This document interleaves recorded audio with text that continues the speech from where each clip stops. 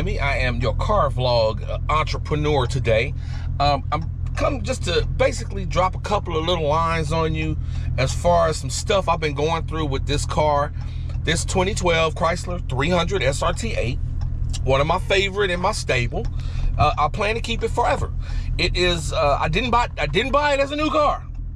Don't trip. I didn't buy it as a new car. I don't buy new cars. I got a video all about that. You can check the link right here, a little card. I'm doing that card stuff now. But anyway, not a new car. I bought this as a 2012 in 2018. This is an old car. Old, decrepit, long in the tooth, whatever you want to call it. This was an old car. And nice little vet. I always say vet when I mean Camaro. Why do I do that? Yellow Camaro one, by the other way, in case you heard it. But anyway, bought this as a 2012 in 2018, late 2018. So a 6-year-old car, had 56,000 miles on it, right? All worked out. It was all good. Beautiful car. Everything seemed to be good, right? Now, mind you, I did have to put a motor in it. As you can tell, I also have a card for that. That video, everything I was going through with the motor on Fight Your Chrysler program I used to do on this channel. But today, I just want to talk to you about old cars and what happens and the kind of things you look for. I've had, in recent history, I've had 3 particular problems that damn near down this car. And they all were because the car is old. Now, we're not talking motor stuff, we're not talking transmission stuff. We're talking about all the electrical peripherals around the edges of this car. Things that make it run, things that make it do the little fancy tech tricks, and things that help it run, right? So, I guess we'll start this way. Number 1, as you know, I've been having some issues. I made a video about it. Issues with the cooling system on this car. For some reason, I'm dealing with the fan cutting off just for no damn reason at all. I mean, I want temperature spikes. I'm chilling. I'm in a long line to get into the West Coast Cali Mopar's Summer Madness show, right? We creeping through the line, about to get our parking spot, and my car just goes to 246 degrees, just like that, for no reason. I can't understand it. Get out, mess with it a little bit. It comes back on, the fans start to run, and it's like, what the hell? What the holy hell? Another problem I had with this car in recent history, I would go to start it in the morning, cold morning, right? First start in the morning, come out, hit my little code, my little disable all my alarms and everything, right? And the car just cranks and don't kick on. I was going to get breakfast one morning, came out, car just kicked on, started cranked. Uh-oh, this light is tripping. I've been sitting here this whole time. I'm at a left turn light. And we are sitting here like, look, just sitting here. I've been here for 3 cycles now. I'm sitting here running my mouth, not realizing we not moving. But that's perfect, because I was looking for a spot to pull over, get out the car, and show y'all some stuff. But anyway, I digress. Back to the point. Number 2, like I said, I would go to crank the car in the morning, and it would just crank a long time and never catch, right? I'm like, what the hell is that? Okay, I'm thinking it's something to do with my alarm system. So I don't trip off of that. I say, okay, I'm gonna mess around with my alarm system, you know, see what's, and it would not do it. I thought that it was my key. I bought a key off eBay, right? I thought maybe the key ain't letting it start. I don't know what the hell's going on. Then eventually I'll get it started, and then it'll cut right off in like 10, 15 seconds. I'm driving up my alley, and the car just goes dead. Engine just stops, right? So I'm putting it in neutral, start it up. I don't know what the hell's going on, but it would only do that on ice cold mornings, right?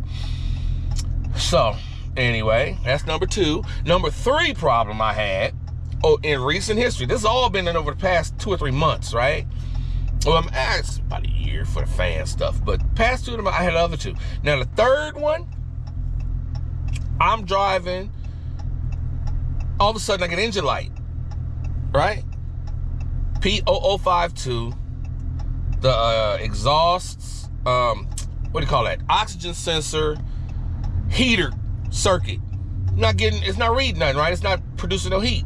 So I said, okay, maybe the thing failed, right? And I got 4 brand new sensors when I got the motor done last April. They're all still tight. They're not rusty. They're not nothing. You know, they all look good.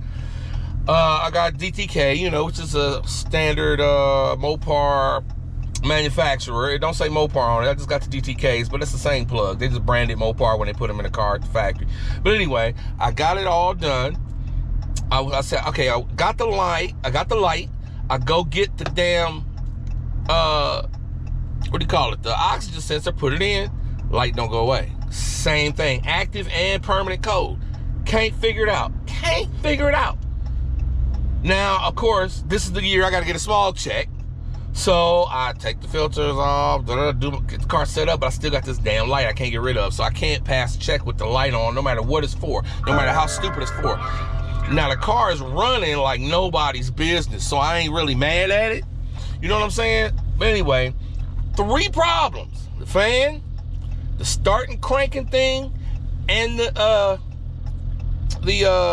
fact that the oxygen sensor light won't go off, right? All 3 things are giving me problems. Well, this is an old car, like I said. Guess what all 3 had in common? Loose connections.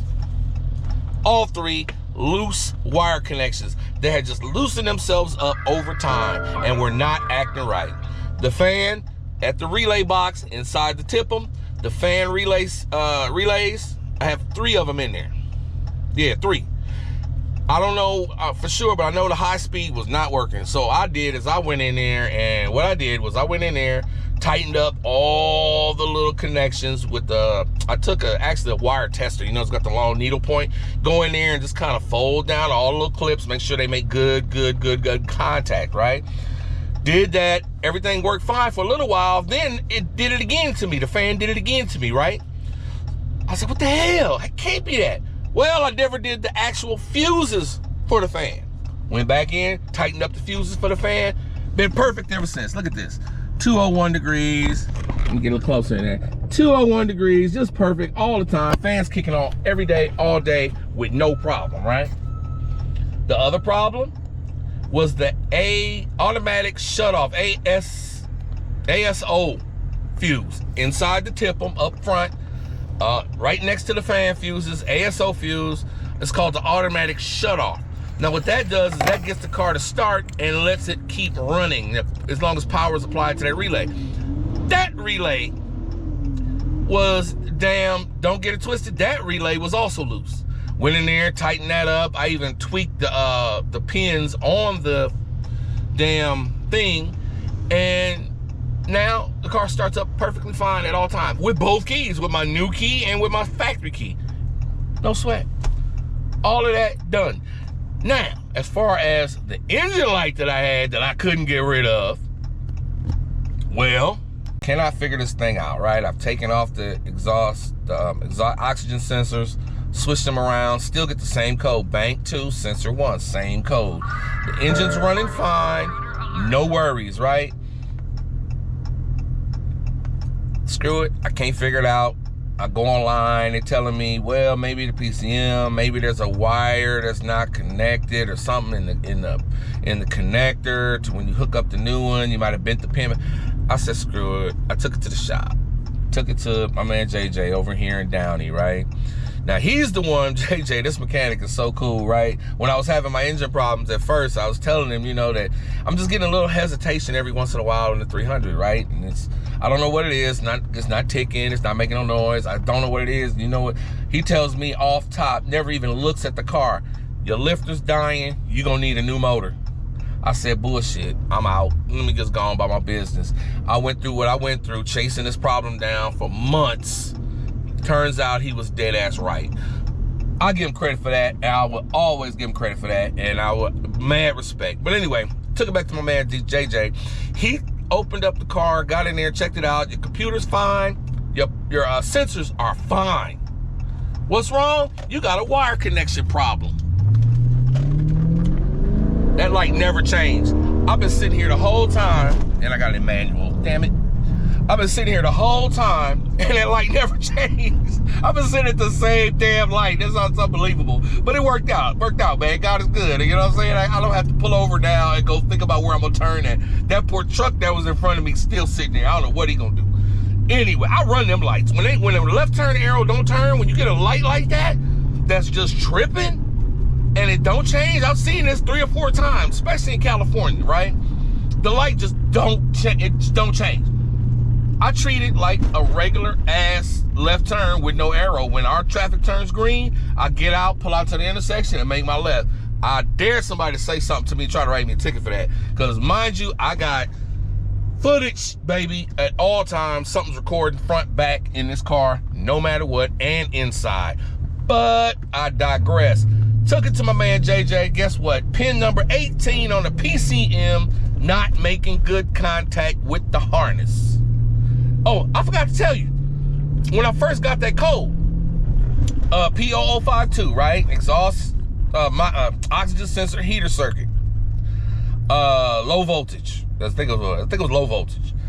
When I first got that code, I changed out the PCM because I was thinking, man, maybe it's just the PCM. No, it ain't the PCM.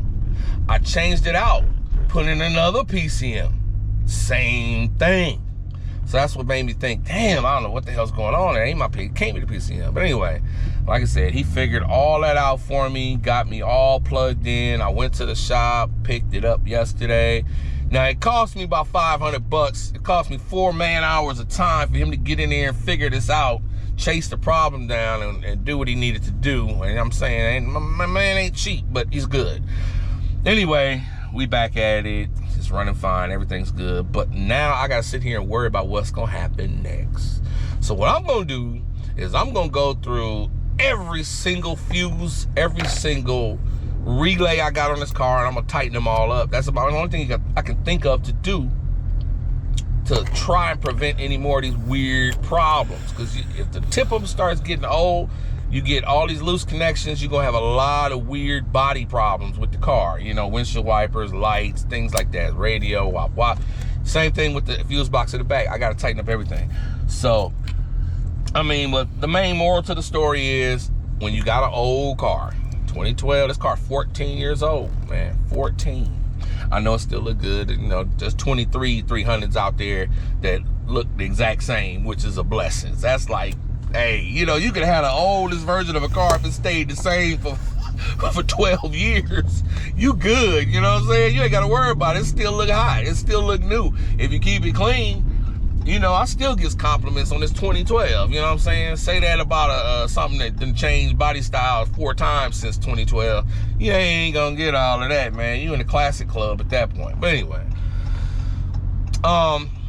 dealing with an old car like I am, things are gonna start getting weird. Same thing with these lot rotted Mopars. Now you got 23 Mopars, 23 models that have been sitting on lots and are just now getting scooped up by people because they decided to come down off these prices. These cars are gonna have similar issues. They're gonna have a lot of seals that are gonna be failing, a lot of electrical problems, modules, things that ain't working. It's gonna be something to watch. I'm gonna keep my eye on it. I'm gonna keep my ear to the ground and bring you the stories that I find out about people dealing with these 23 model cars. And you know, we also got reports that 23 model cars wasn't made with the best of care. But I'm gonna leave that alone for now, and I'm gonna keep pushing. And like I said, I'll get to you later on about the stuff that as I find it out. But something to keep in mind when you pick up an old car is you're gonna have weird problems. But a lot of them easily done, easily solved at home. I could have fixed this thing myself. Just didn't. I can't reach my hand up in there past the oxygen sensor anyway, so I don't know how I would have figured that out. But when you got an older car, just beware. Keep a hand on your right foot at all times. Thank you very much for watching.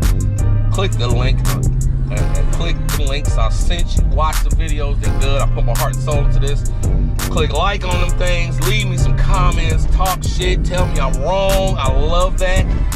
And please subscribe. I'm trying to get this channel up and running, trying to put out some content here, just something that y'all will enjoy watching, some education I can give you, or if I can make you laugh, that's cool too. Either way it goes, thank you very much.